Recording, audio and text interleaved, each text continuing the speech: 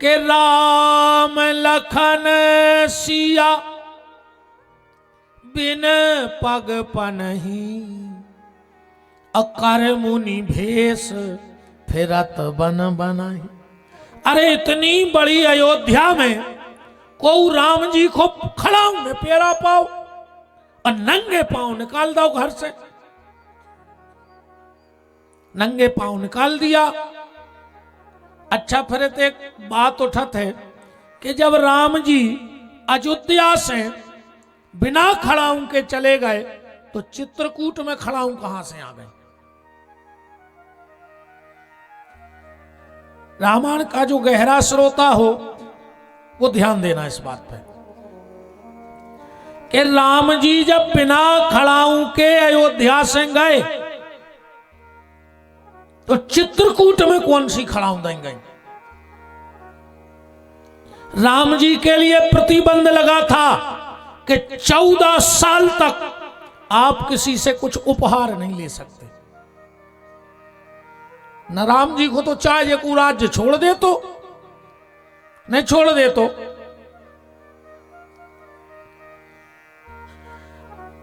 अब अगर राम जी के पांव की खड़ाऊ है, बहुत ध्यान से बात समझ चल गई, तो क्या वो खड़ाऊ अयोध्या के सिंहासन पर रखी जा सकती।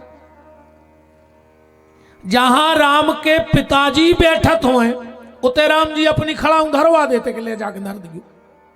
बताओ, मर्यादा पुरुषोत्तम श्री राम उस जगह पर जहां उनके पिता महाराज बैठते थे उस जगह पर उनकी खड़ाऊ रखी जाती। कहां से आ गई खड़ाऊ। पर अबे तो चर्चाएं चल रही है राम जी की ओंठों की। तो वे सांप कह रहे हैं कि बे भरत इतने नाटक कर रहे थे और वे अयोध्या आए, उनने मदद तो कछू न करी और राम जी खड़ाऊ लाए थे सुबह होल ले गए नंगे पांव और कर गए। तो बोले अब क्या करना है ये बताओ, अब क्या करना है। कहा ऐसो न करो तनक जी साउंड अखिलेश भाई पीछे न खिसकवा दे तो जगह पूरी कवर हो जाए।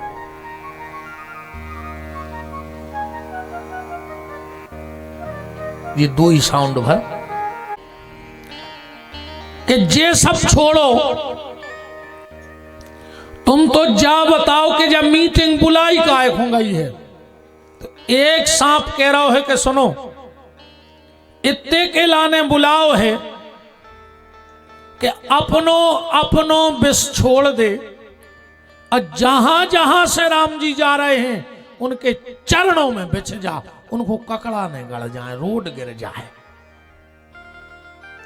चौपाई पढ़ लीजिए ना हमारी का हमने बनाए दी कथा के जिनहि निरख मग सापन बीछी और तजहू विषम विष तामस तीछी।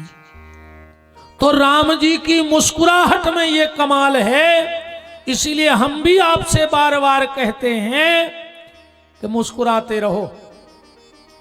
घर के दरवाजे को आवे उसे भोजन की पूछो, वो करे चाहे बिल्कुल न करे। मनुष्य एक बेर काव के भोजन कर ले, न पूछ पाओ तो पानी की पूछ लियो कि भज्जा पानी पी हो। हम कहते ते में वजन पड़े तो उसमें बैठवे ही की कह दे कि आओ बैठो। इतने में वजन पड़े तो उसे 2 मीठे शब्द बोल दे, तुम्हारे दरवाजे आओ है, उसे 2 मीठे शब्द बोल दे। इतो ने कर पाओ तो नीचे के ओंठ की मुस्कुराहट मार दियो को देख के, वो अच्छा लगे कि उनके घरे गए चेहरा खुश होगा। घर के दरवाजे को आए भोजन की पूछो, न पूछ पाओ पानी की पूछो, न पूछ पाओ तो बैठवे की पूछो, न पूछ पाओ तो 2 मीठे शब्द बोल दे, न बोल पाओ तो नीचे के ओंठ की मुस्कुराहट दे दे। अरे कहूं ये तो न कर पाओ, अच्छी सेल पास की डब्बी ले जो, दूध में घोर गयो, नहीं नहीं बाहर नहीं पीने, भीतर जज्जो, भीतर से सांकल लगा लियो, को खोल न पाए। और रात में पी के सोरज जो मर जज्जो काय खंजी रहा है, भगवान से कह दियो अगले जन्म में पड़ा बना दे, सोचा तरज्यो अकेले, इंसान बने हो तो इतना तो करना पड़ेगा। तो राम जी ने विचार किया कि ऐसा ना हो कि विश्वामित्र जी सब राज खोल देवे। तो मन मुस्काए राम सुन बानी, पूरी चर्चा बता दई कि महाराज दशरथ के राजकुमार हमारे यज्ञ की रक्षा की, इन्होंने ही ताड़का को मारा। दशरथ जी ने कहा गुरुदेव आप तो ठहरे सन्यासी, आप तो जंगल में रह सकत, पर ये राजकुमार हैं, इनको महलों में निवास करा दें अगर आपकी आज्ञा हो। जी गुरुदेव। तो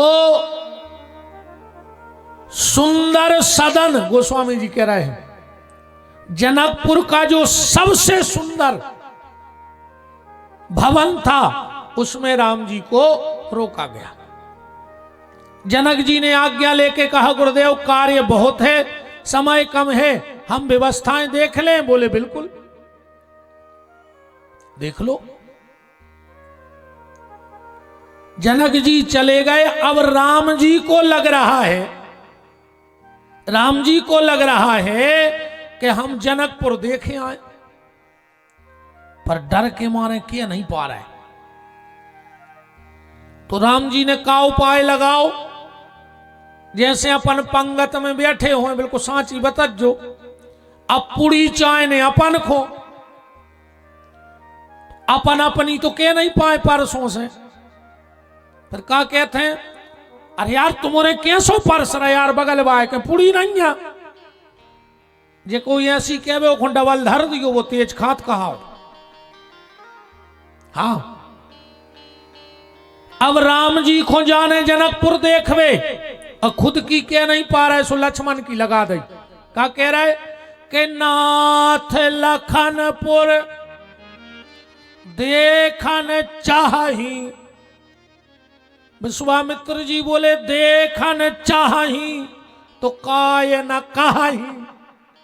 बेकाय नहीं कह रहे, तुम काय कह रहे? बोले गुरुजी वेतना तुम आओ अदब कराते हैं, ऐसे डायरेक्ट नहीं किया पाए। विश्वामित्र जी बोले तो बेटा राम एक काम करो, बाहर कोनो जनक को सेवक घूम रहा हुई है, वो को बुला दे और वो के संगे लक्ष्मण को भेजा दे। और राम जी ने कहे हम तो रह गए। बोले गुरुजी तुम कहो तो हम दिखा लाए। विश्वामित्र बोले काय बेटा राम तुम का आत रहा है? अरे घुमा तो वो सकता है जो घूमा हो। राम ने कहा गुरुदेव तो सुनो फिर, लक्ष्मण है जीव